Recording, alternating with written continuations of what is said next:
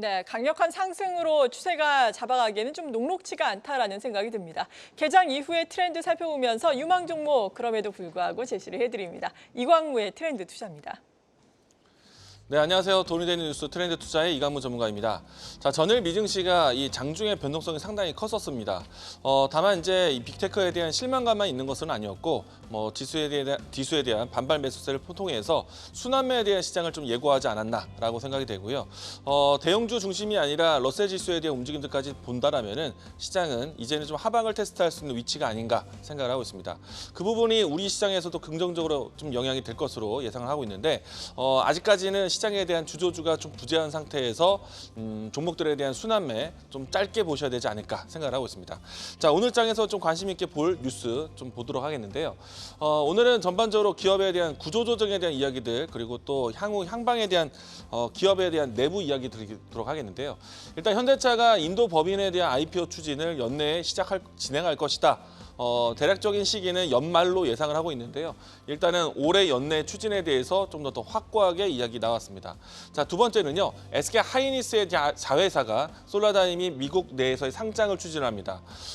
이와 같이 이제 이 SK 하이닉스에 대한 또 반도체 시장 확장에 대한 기대감을 형성할 수 있는 뉴스이기 때문에 낸드 플래시에 대한 지금 강점을 가지고 있는 이 기업이 미증시에 대해서 상장 계획을 한다면은 SK 하이닉스에 대한 모멘텀으로 반영될 것이다라고 이야기 드리겠습니다. 자, 세 번째는요. 최근에 이제 두산 그룹 내에서의 구조 조정, 두산 로보티스와 밥켓에 대한 합병에 대한 계획안이 나오고 난 다음에 금강원에 대한 이 조정 시정 조치에 대한 이야기들이 나왔었는데 두산 그룹 안에서 원안대로 합병을 강행하겠다라는 목소리가 나왔습니다. 이와 같은 내용들로 해서 시장에서는 지금 체질 변화를 준비하고 있는 기업들이 상당히 많다라고 할 수 있겠고요. 최근 지수가 많이 빠진 상태에서 기업에 대한 다시 쇄신을 하는 기업들, 한편으로는 자사주 이 신탁 계약 매입에 대한 신탁 계약에 나서는 기업들도 있기 때문에 기업들에 대한 체질 변화 지금 시기에서 상당히 좀 주시를 해야 되지 않을까라고 이야기드리겠습니다. 자, 오늘 장에서 지켜보셔야 되는 AI 키워드 보도록 하겠는데요.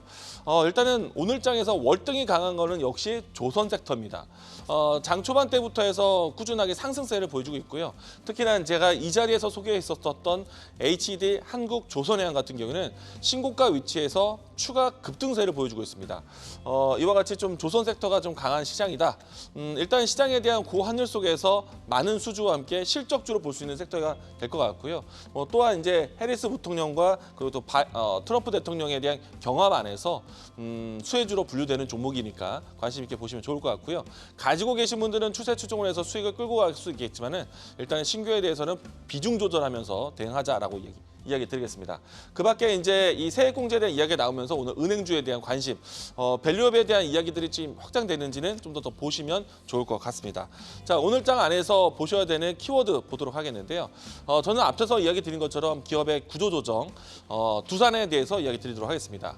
자, 지배구조 개편에 대해서 금강원이 이 제동을 걸기도 했었습니다. 시정 조치에 대한 명령에 대한 제한을 두었었고요. 다만 이제 그 정정 신고서 안에서 사업 시너지에 대한 부분들을 좀 더 요구한 부분들이 공개가 되었습니다. 그러니까 이전에 있었던 로보티스와 밥켓에 대한 합병 비율에 대한 제한이 아니라 사업 시너지에 대한 상세 명령을 좀 더 진행한 것이기 때문에 최근까지 있었던 두산 그룹 안에서의 이 합병 가능성에 대한 무산이 아니다라고 생각이 될 것 같고요. 두산은 이렇게 돼서 지금 앞에서 이야기 드린 것처럼 합병 비율 그대로 원한대로 유지해서 강행한다는 소식이 나왔습니다. 자, 그러면은 두산 지배 구조에 대한 이 시정 조치에 대한 내용들은 시장에 대한 악재로 크게 반영이 됐는데 반등할 수 있는 여지가 될 수 있지 않을까. 그러면은 두산 그룹 안에서 실질적으로 수혜될 수 있는 기업은 두산 지주사는 당연히 어떤 섹터에 대해서도 수혜가 될 것 같고요. 그리고 이제 두산 에너빌리티 같은 경우에는 원한대로 조금은 아쉬운 이야기가 나올 것 같고, 그리고 두산 로보티스가 두산 밥켓을 안는 과정이기 때문에 두산 로보티스를 다시 살펴볼 수가 있겠다라고 이야기드리겠습니다. 자, 이 종목에 대한 주가 추이 살펴보도록.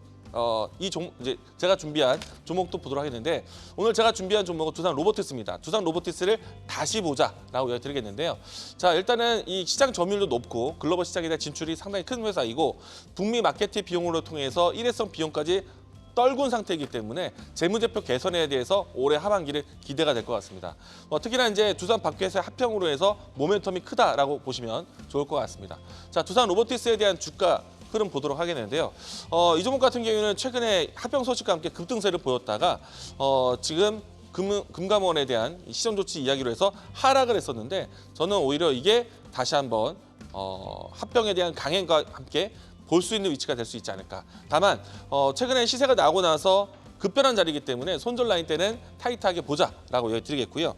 자, 이 종목에 대한 손절가를 먼저 말씀드리면은 68,000원 손절 라인 때 이야기드리겠고요. 1차적인 목표가는 86,000원 제시하도록 하겠습니다. 자, 돈이 되는 뉴스로 찾아뵙도록 하겠습니다. 지금까지 트렌드 투자였습니다. 계속해서 다양한 경제 이슈를 알고 싶다면 구독과 좋아요, 알림 설정 부탁드립니다. AI 캐스터 권미정이었습니다.